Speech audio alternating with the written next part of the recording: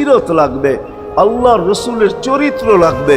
এই জন্যই আল্লাহ কোরআনে বলছেন, লাকাদ কানা লাকুম ফি রাসূলিল্লাহি উসওয়াতুন হাসানা। তোমরা লিমান কানা ইয়ারজুল্লাহ, তোমরা যদি আমাকে পাইতে চাও তাহলে আমার আদর্শ সহজ করছেন, কঠিন করেন নাই। আল্লাহ কঠিন করতে পারতেন, আল্লাহ সহজ করছেন। কেননা আসলে উদ্দেশ্য ছিল আল্লাহকেই মানা, আল্লাহকে মানা উদ্দেশ্য ছিল। কিন্তু আল্লাহকে চোখে দেখা যায় না, মানবে তো মানবে কি করে? আল্লাহর কথা শোনা যায় না, তো আল্লাহকে মানবে তো মানবে কি করে? আল্লাহকে তো দেখা যায় না, আল্লাহকে তো আল্লাহর কথা শোনা যায় না, আল্লাহকে ধ্যান ধারণায় আনা যায় না, কোনো ধ্যান ধারণার ভিতরে আনা যায় না যে আল্লাহর আকৃতি এরকম। আল্লাহকে ধ্যান ধারণায় আনা যায় না, বর্ণনা দিয়া শেষ করা যায় না। আল্লাহর বর্ণনা দিয়া কেউ শেষ করতে পারবে না। কোরআন বড় কিছু আমাদেরকে বুঝাইছেন, অনেক বুঝাইছেন যে আল্লাহর বর্ণনা দিয়া শেষ করা যাবে না। আল্লাহ শুধু আল্লাহ না, 99 নাম দেখলেই বোঝা যায় যে আল্লাহকে। আল্লাহ শুধু আল্লাহ না, আল্লাহ 99টা পদের অধিকারী। বিদায় আল্লাহ ধরা ছোঁয়ার বাহিরে আল্লাহ মানুষ প্রশ্ন করতে পারে, আপনাকে মানবো তো মানবো কি কইরা, পাবো তো পাবো কি কইরা?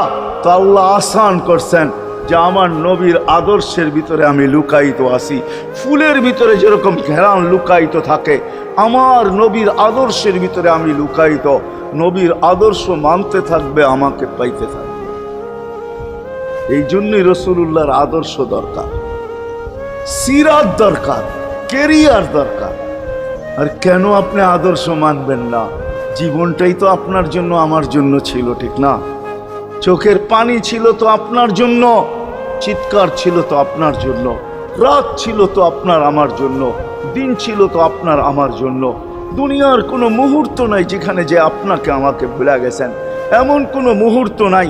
আরশে যাইও আপনাকে আমাকে ভুলেন নাই। যখন আরশে গেছে আমার বিবেক বলে ওইখানে হারায়া যাওয়া দরকার ছিল। মুসা আলাইহিস সালামকে আল্লাহ আরশ থেকে নিজেকে দেখানোর জন্য তাজাল্লি দিছেন।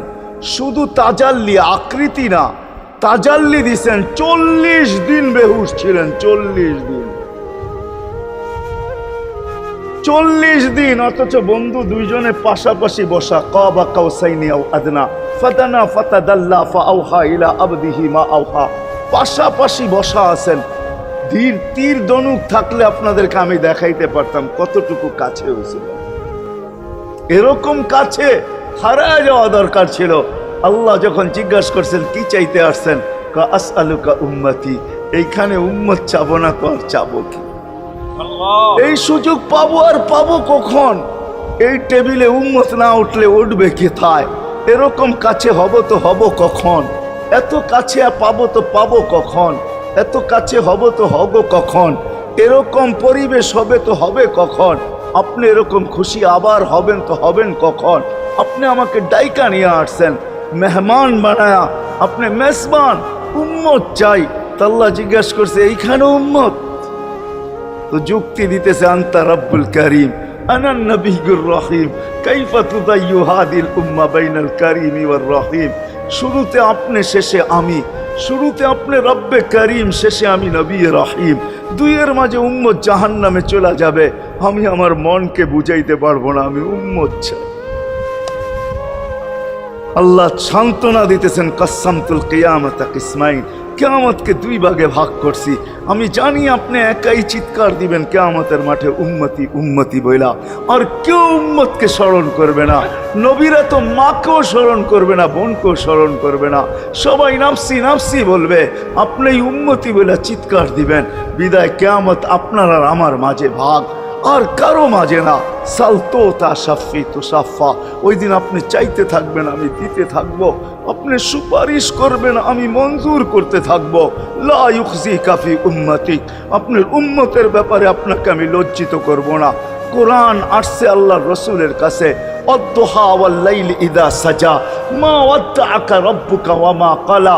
এই সূরার ভিতরেই আছে সাউফা ইউতিকা রাব্বুকা ফাতারদা, আপনাকে আমি রাজি করে ছাড়বো। কোরআন যখন নাজেল হইতেন তো কি অবস্থা হইতো ওলামারা জানে।